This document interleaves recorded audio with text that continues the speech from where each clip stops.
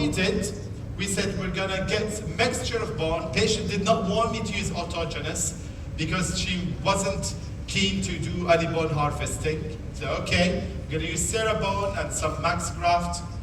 But we used 2 plates, one buccal and one lingual. And these plates, we put them above the ridge by 4 millimeter. And then from there, after 24 weeks healing, we've got horizontal and vertical augmentation. And you could appreciate on the panorama, the difference. 2 implants placed for her, 6 millimeter implants BLX, 2 millimeter away from the nerve, and now we're waiting to restore this case. Mr. Chairman, I have one last case to show you, and I call it the bonus case, because I've done everything against my teaching in this coming case. This is a guy I treated maybe 10, 12 years ago, but then he traveled to Europe and did not see me at all until he came back last year. And last year he came back with horrible peri-implantitis around his implants. And usually, as you could see past deep pocket, what I do, I told you, if I have more than 50% of bone loss, I remove the implants. That's the best thing you could do with peri-implantitis. And I went to this guy and I said, Matthew, I'm gonna need to remove your implants. And all of a sudden, Matthew went on his knees and started crying. And he was, Dr. Hassan, please, I can't do anything. And I told him, sorry, it's not going to work. He said, I'll sign on a paper to say I'll pay you and no guaranteed results. I said, okay, let's see if we can clean these implants. A take-home message for my junior colleagues. If you see X-ray like this, the reality is worse.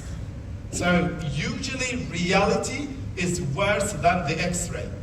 We took the bridge out and then we raised the flap and you could see these 2 old Straumann bone level implants. Let me remind you that the upper right lateral is 8 millimeter and the central is 10. So we only have 2 millimeter of bone holding the implants. We've got buccal, we've got lingual defect. And again, it would be easier to remove the implants and have fresh start. He refused completely. So what we did, we said, right, let's try the best we can. We used GalvoSurge, and GalvoSurge is a machine which can give you saline at 5 watt electricity, so it stimulates it. And it makes it easy to clean the implants. Obviously, we've done mechanical cleaning as well. Now, I went to my Novamag, and I built labial and lingual plates. The labial, I stabilized it really well. The lingual, I just curved it in its position. I filled it with Cerebone Plus, and then I put Jason membrane. Now, what we teach, if you have more than 50%, take the implants out. That's the best thing you do. What we teach, if you do surgical cleaning, you have to bury the implants. But Matthew was not having it. He said, please give me my teeth back. So we sutured everything back.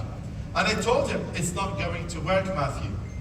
After 2 weeks, he came back. Actually, no recession. I was like, okay, maybe things are lucky. After 6 weeks, all right.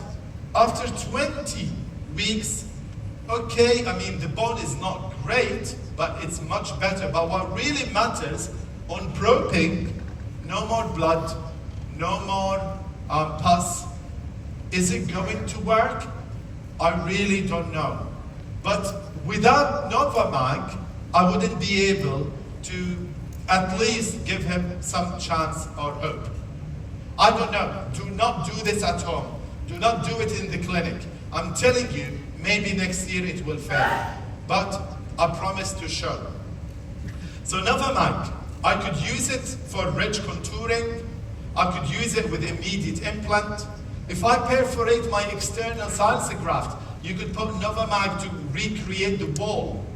So it's very good for sinus graft perforation. I could use it instead of the PTFE as a sausage technique. I could use it instead of the Curie technique. And I could use it for socket grafting with missing buccal bone. But we started this lecture with a complication. And I'm going to finish this lecture with a complication. Let me show you this story.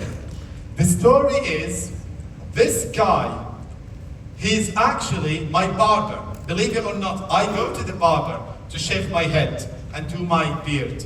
But this barber, he's heavy smoker, okay? He comes to us like this. He had some dentistry somewhere else, and the bridge, I don't know, it's very bad bridge. So he comes to my wife. My wife is an endodontist. So my wife tried to save the teeth, and my wife said, right, Hassan, I could save this, but these two are badly broken. So they needed extraction. And the extraction was not easy. There was lots of bone damage, lots of destruction. So we extracted and we saved the one tooth and took out the other tooth. I left it for 8 weeks, but you could see now we've got buccal and lingual defects, bad defects. So anyway, I told him, his name is Rest Guard. Rest Guard, shall I give you denture? It's cheap, it's better. I know he's my barber, he's gonna see me every week and give me headache. So he said, no denture, I want an implant. So okay, let's place one implant, but we know we're gonna need to reconstruct the buccal and the lingual walls. So we place implants, pilot guide, and you can appreciate how much buccal and lingual defect we have. So the easiest, I said, I'm gonna get some autogenous bone from the chin, and I'm gonna put some ascending grains as well. I'm gonna use the Novamag buccal and lingual. And I thought, wow, this is a beautiful picture. I'm gonna use it in my lecture. But I didn't know I'm gonna use it as a complication. I'll show you what happens later. So this is my Novamag screw lingual and 2 Novamag screws buccal. I stitch and I go to Resgar. I said, Resgar, no smoking. He said, okay, doctor. I said, Resgar, no cigarettes. Okay, doctor. And then he comes back after 2 weeks in pain. Dr. Hassan, I'm in pain, you have to see me. And I was like, why?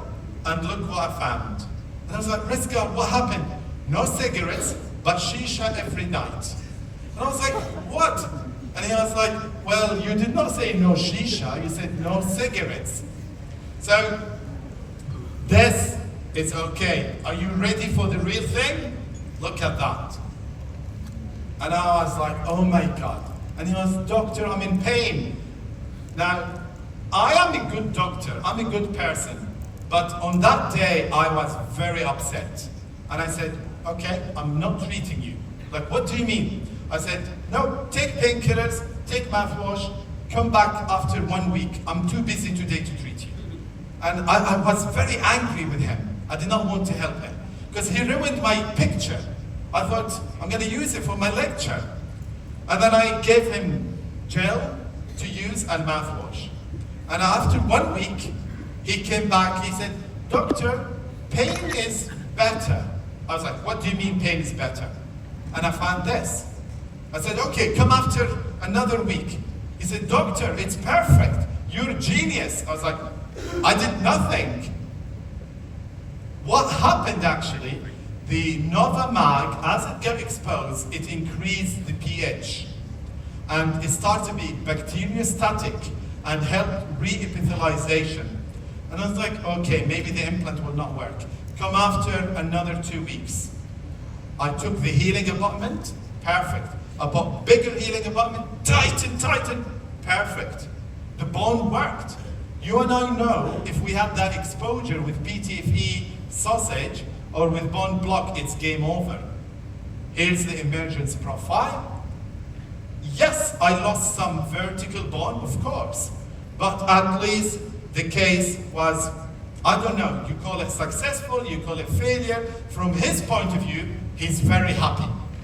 From my point of view, I know now Novamag can be exposed without a problem. And if it does get exposed, get your patient to use chlorhexidine gel and mouthwash. And that's how we completed the case for him. And he's over the moon.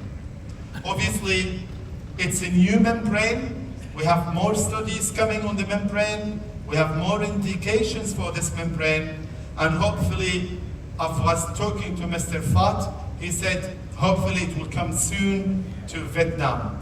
I would like to take this opportunity to invite you all, if you have time, to come and visit me in Leeds and spend some time with me in my clinic.